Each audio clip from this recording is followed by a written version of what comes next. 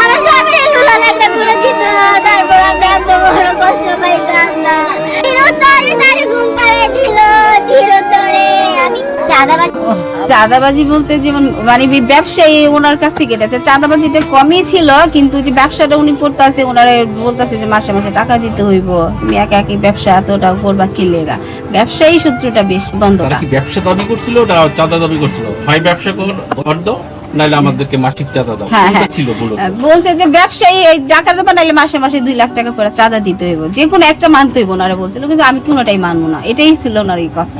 এই ইফটিজিং করার বাধা দেওয়ার ক্ষেত্রে তারা আপনার ছেলে স্বামীর উপরে চড়াও হয়েছে কিনা, এবং তখন ব্যবসা নিয়ে টানাটানি ব্যবসা নিয়ে টানাটানি ঘটনা কি মূলত ঘটনাটা ব্যবসায়ী আগে ছিল, কিন্তু যখন আমার মেয়ের এইসব কথাবার্তা বলছে, ওটা হলো জাস্ট ওটা একটা ফর্মালিটি দেখাইছে যে মেয়ের কিছু করার জন্য মারামারি করছে। আসলে ওনার আগে থেকে ওনারা বিক্ষোভ হয়ে রয়েছে, মানে ওনার প্রতি। স্বামীর সাথে তো এরা রাজনৈতিক ভাবে এবং ভাঙারি ব্যবসায় একে অপরের সাথে বন্ধুত্ব সম্পর্ক।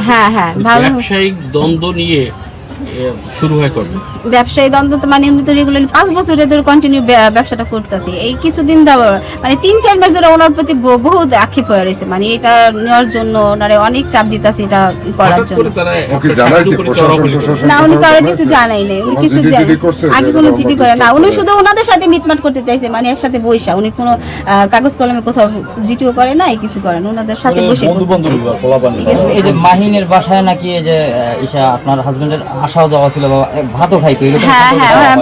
ভালোই সম্পর্কে ছিল, কিন্তু ওনারা এখন ওনার প্রতি এতটা বিক্ষোভ হয়ে গেছে যে ওনাদের সাথে, মানে আমার হাজবেন্ডের ব্যবসাটা এখন করতে দেবো না, ওনারা থেকে চাঁদা চায়, টাকা চায়, ঠিক আছে। আগে ভালো সম্পর্ক ছিল, এখন বন্ধুর মতন খাওয়া দাওয়া করতে যাইতো, যেহেতু আমার স্বামী একটু ভালো প্রতিষ্ঠানে যেতেছে, তখন ওনাদের চোখ পড়ে গেছে, এর জন্য ওনারা হচ্ছে যে আমার একটা বিষয় আমরা আমাদের কাছে তথ্য এসেছে যে পলাশ নামের এক জনের অধীনে আপনার হাজবেন্ড একসময় চাকরি করতে, তারপর থেকে তিনি গেল 4 বছর আগে আর কি আলাদা হয়েছেন এবং নিজের ব্যবসা শুরু করেছেন।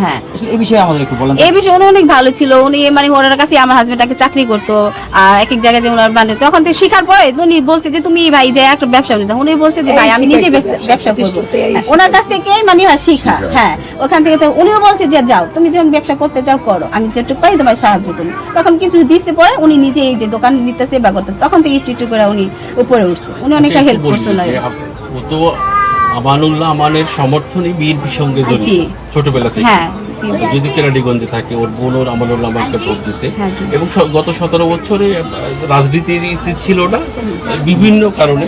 5ই আগস্টের পরে রাজনীতির সমর্থনে বিভিন্ন সভা সমাবেশে যাওয়া শুরু করে, এবং এদের সাথে সম্পৃক্ততা কিন্তু বাড়ে।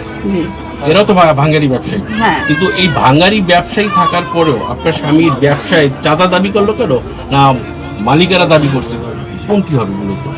চাঁদাবাজি বলতে যেমন মানে ব্যবসায়ী ওনার কাছ থেকে গেছে, চাঁদাবাজিটা কমই ছিল, কিন্তু যে ব্যবসাটা উনি করতেছে, ওনারা বলতেছে যে মাসে মাসে টাকা দিতে হইব, তুমি একা একই ব্যবসা এতটা করবা কি লেগা, ব্যবসায়ী সূত্রটা বেশি ছিল দ্বন্দ্বটা। ব্যবসা দাবি করছিল, চাঁদা দাবি করছিল, হয় ব্যবসা কর দাও, নাইলে আমাদেরকে মাসিক চাঁদা দাও, ছিল বলছে যে ব্যবসায়ী টাকা দেবা, নাইলে